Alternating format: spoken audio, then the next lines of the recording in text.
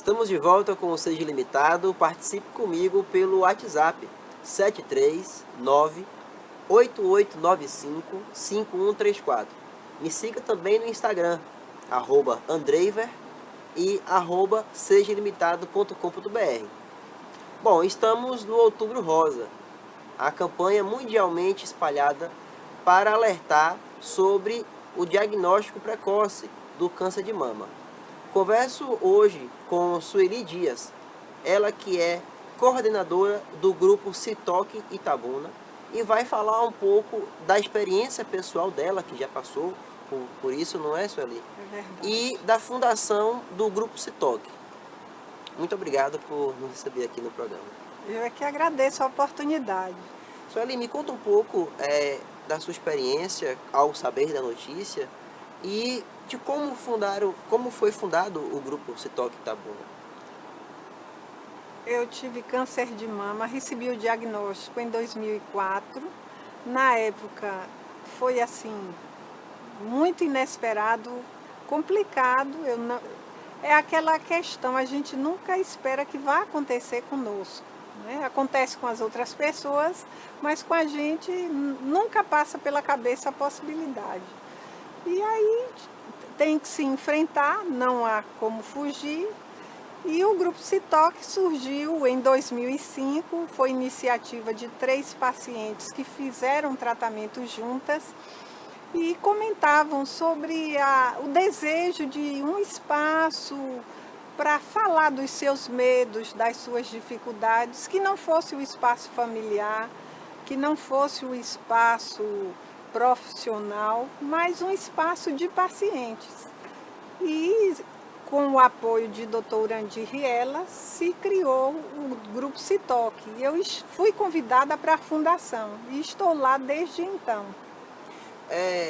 Foi nesse procedimento, né, da senhora e mais 2 amigas, né, que tiveram a ideia de criar esse grupo? Não, a ideia de criar o grupo não foi minha. Essas 3 pessoas eram Isabela, Adriana e Flaviana. Ah, sim. E elas convidaram, através de Dr. Urandir, que tinha acesso às pessoas que passaram pelo diagnóstico de câncer de mama, convidou a todas, e eu fui para a fundação, para a reunião de fundação, e desde então estou lá.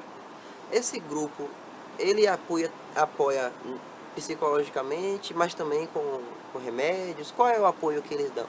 O grupo, ele se dispõe a ser um suporte emocional para pacientes de câncer, e a gente tem também algumas atividades com necessidades de alguns pacientes em situação de vulnerabilidade.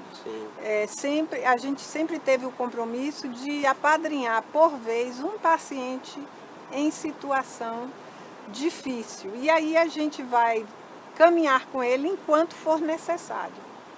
Ou seja, a senhora, o grupo, né, acompanha vários pacientes. Aí esses que a gente acompanha, a gente sempre, porque nós não temos recursos. Sim, eu queria falar como é que fica, né, o apoio a todo mundo, assim. A gente vai fazendo o que é possível. E por conta disso, quando a gente apadrinha um paciente, é na necessidade que ele tiver, então é meio complicado para alcançar esses objetivos. Em média, quantas pessoas fazem parte do grupo como voluntários? Como voluntários, no máximo 50 pessoas. Agora, esses voluntários se dividem em algumas atividades que a gente tem. Sim. Nós temos 15 voluntários que são do Café com Amor, que é uma atividade que a gente tem toda quarta-feira na quimioterapia do SUS, onde a gente faz o acolhimento e leva um lanche para pacientes e acompanhantes. Nós temos os profissionais voluntários de psicologia, que atendem e acompanham os pacientes que frequentam o grupo. Temos atendimento individual às segundas-feiras pela manhã e terapias de grupo às sextas-feiras. Então, esses profissionais têm seus horários e vão se revezando Vão se revezando voluntariamente, né? voluntariamente. E algumas áreas a gente precisa de voluntário, mas não tem. Precisamos de voluntário na área de nutrição, na área de comunicação, algumas na área de direito. Ou seja, para estruturar o grupo, falta esses profissionais para dar um suporte melhor. Porque tem algumas necessidades que, para suprir, é preciso que tenha mais gente envolvida. E às vezes falta. A senhora chamou um ponto importante que é com relação ao suporte. As pessoas, né, em maioria as mulheres que sofrem dessa doença, elas ficam muito abaladas psicologicamente por conta dos familiares que não sabem como lidar com aquela situação, né? Que tipo de apoio psicológico essas pessoas têm, essas mulheres têm no grupo? E nós temos uma particularidade. Muitas vezes, a mulher que recebe um diagnóstico de câncer é o esteio da casa. É a pessoa que decide, é a pessoa que supre as necessidades materiais É a da chefe de família. família, né? Exato. Acontece muito. Então, nesse momento, ela tem o peso do diagnóstico e o peso de se estruturar em como vai ser da agora para frente, já que ela em algum momento vai estar debilitada. Se ela é uma profissional autônoma, não tem previdência social, ela vai ficar sem renda e muitas vezes a família depende dela.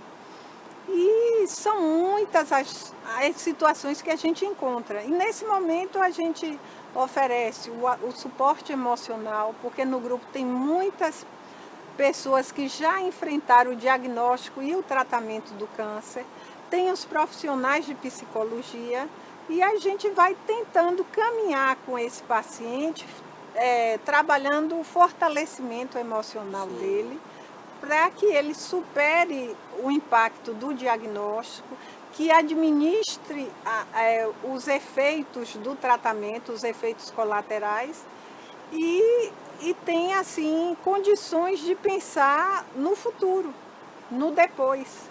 Porque no momento do tratamento do câncer, as questões financeiras pesam muito.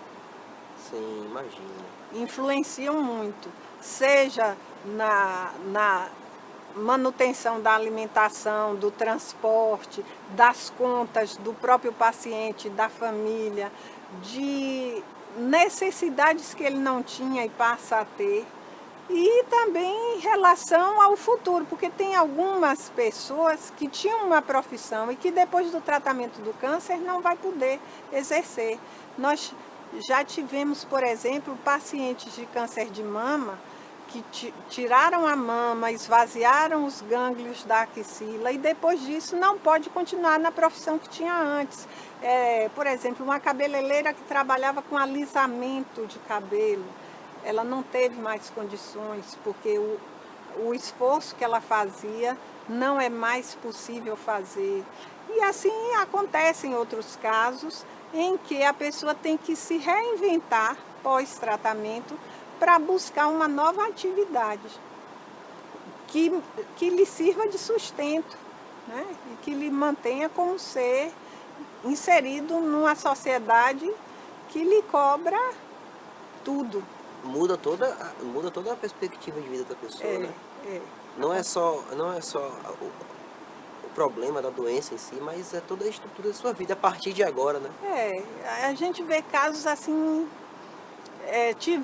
acompanhamos há um tempo atrás, não era câncer de mama, foi um câncer de colo de útero, mas que ao final ela teve que ficar usando uma bolsa de colostomia. E ela antes era cozinheira, a profissão dela era cozinheira. Ela era cozinheira numa cidade de praia e a renda dela vinha de diárias enquanto cozinheira, porque cozinhava muito bem. Mas depois que ela passou a viver com essa bolsa, que é permanente, ela não pode mais exercer essa profissão. E aí surge toda aquela questão econômica que envolve a vida de todo mundo. Falando em questão econômica, Sueli, quem quiser contribuir com o grupo, como faz para encontrar você? Pode dar seu contato. Nós temos a nossa sede na Rua Monsenhor Moisés, 181, no Pontalzinho. O meu WhatsApp é 988191344. E a gente precisa de voluntários, a gente precisa de ajudas materiais, a gente confecciona o peitinho para mulheres mastectomizadas, aí é artesanal, precisa do material para fazer. A gente distribui toucas, lenços na quimioterapia, precisa do material para fazer. Nós temos um banco de empréstimo de perucas para quem perdeu os cabelos. Quem tiver em casa uma peruca que não usa, pode nos doar. E assim a gente vai. Queremos expandir os nossos serviços, queremos ter um serviço de fisioterapia para pacientes de câncer. Sim. Vamos precisar de voluntários, de suporte técnico para isso. Os projetos são muitos, mas tudo é um passo de cada vez, já que a gente não dispõe de estrutura, de recursos. Então tudo é feito muito lentamente. Mas a gente faz nossa parte divulgando aqui, né? Que é muito bom. Esperamos que quem estiver nos acompanhando e receber a mensagem que faça esse esforço de ser voluntário e também contribuir com o grupo, né, Sueli? Sim, sim. Estamos de braços abertos esperando pela participação de todos, porque não é só estando lá no dia a dia que você ajuda. Há muitas formas de ajudar. Tem Sim. gente que ajuda e não aparece nas fotos. Está nos bastidores. Esse é muito importante também, Sim, né? com certeza. Sueli, muito obrigado pela entrevista, viu? Obrigada a você.